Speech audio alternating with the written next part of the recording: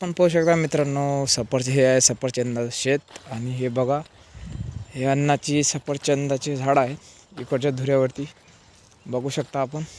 हे बघा, प्रत्येक ठिकाणी पाहू शकता फुलं आणि हे आलेले आहेत. नवीन नव्हती, हे बघा फुलं आलेले आहेत. पांढरे आणि गुलाबी कलरचे फुलं हे पण आलेले आहेत, पाहू शकता आपण. हे बघा, अशा प्रकारे आलेले आहेत हे.